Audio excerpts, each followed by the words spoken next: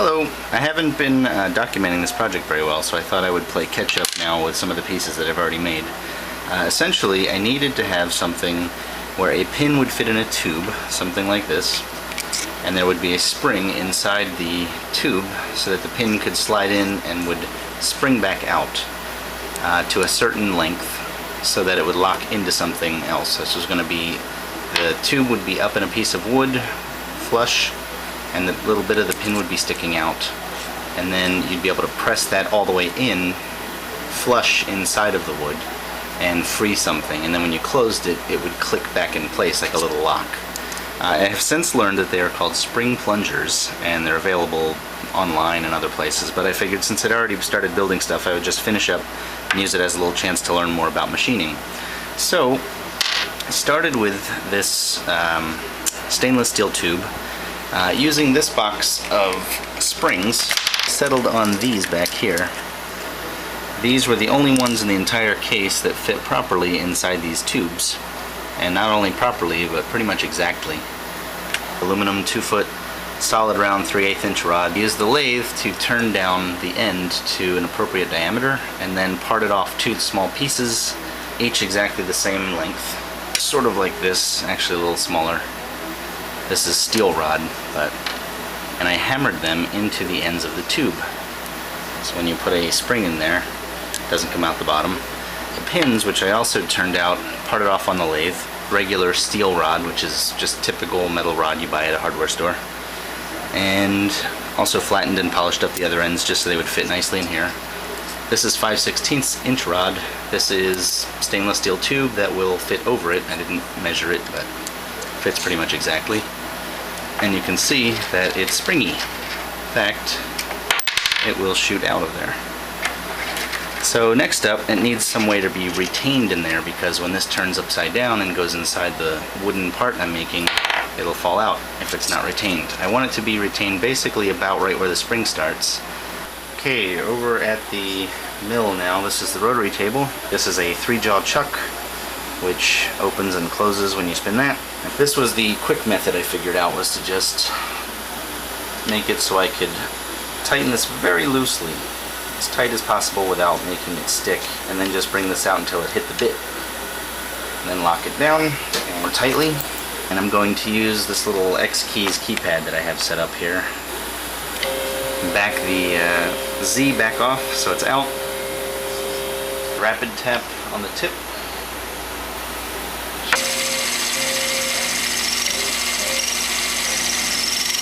Feel my entire bench shaking whenever I make that first cut. I'm letting it dig down and clear out instead of a continuous cut, just because I don't want to overload it. Clear out a little bit. So when I press the button, it jumps down a very small amount and then takes another split second to finish cleaning out all the pieces. And we're through. Not too bad. Okay, I'm over at the mini lathe now. I'm going to take that rod that I just made and tighten it in there. I'm going to use a piece of this cloth-based sandpaper.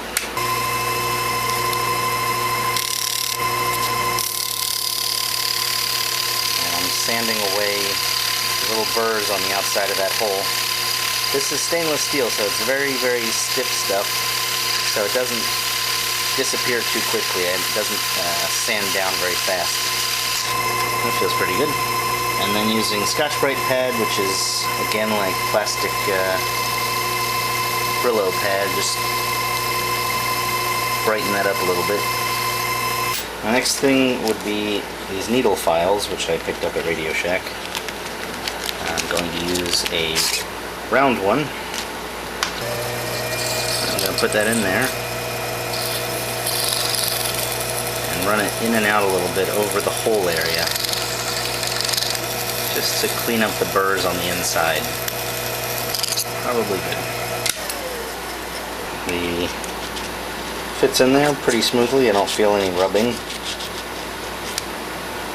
I've got the spring in there, and I've got the holes on both sides of the tube here.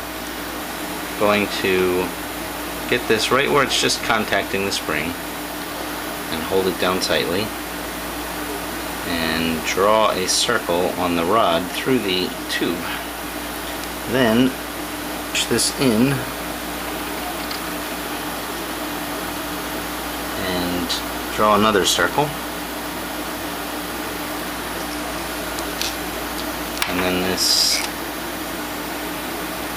rod will have markings. Now I have done myself the service of having a little program written that'll do the slot cutting for me, and of remembering how I set up the previous one so I can make this one the same way. And then we're going to switch tools.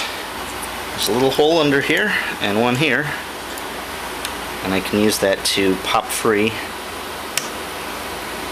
this end mill holder, which currently has an 1/8 inch double-sided end mill clamped into it. And I'm going to replace that with another end mill holder in which I have the wiggler tool, which is just a ball and socket joint, and it has a little probe with a disc on the end of it of a specific size. I'm going to move an X over here where I can get this down vertically, and then with the wiggler turned on at a pretty slow speed, I use a wooden paintbrush, and resting it against something, I bring it up against the side of the wiggler, and there's sort of a finesse to this. If you go a little too far, it does this, and will ride up and spin on you. So you want to just get it to where you find this sweet spot where it just totally stops moving. There it is. I'm going to bring it back over and jog in, and you'll see when it finally moves, what happens is that little disc touches and rides up the edge. There it goes, okay. So it just moved, it rode up this way along there. Not centered, it's not offset by the bit's radius, it's actually offset this way by the radius of that little wiggler tool's disc, and this is wider than that. That was about 1/10 of an inch, and this is 0.125 inches because it's 1/8 of an inch. But it doesn't matter because I eyeballed the last one and based it on an actual measurement that I took after eyeballing it. So this one will do the same thing. Move it over and bring it down there. That's about touching it. Almost. So now it's going to go through the same stuff it did before, very slowly zigzagging left and right, then left and right, and going 1/1000th of an inch, which is about 1/5 the thickness of this sheet of paper. It's about 5/1000ths of an inch, so it's going to move down in very tiny increments, but it's sort of necessary, like I said, because this is steel rod, and this is a very, very lightweight mill. It can't do very much powerful lifting. It's got quite a groove going on here. I noticed that as it got deeper and had more of, I guess, wall support on the side of the cut, it's gotten a lot quieter. Everything's milling out more smoothly. I didn't clean it off as it was going this time, so I ended up with quite a pile of iron shavings, or steel. Gonna vacuum those up and take the part out. Okay, I've vacuumed up the entire place. Cleaned out my vacuum, dealt with a power outage, cleaned up a little bit. Time to finally take a look at the mess here.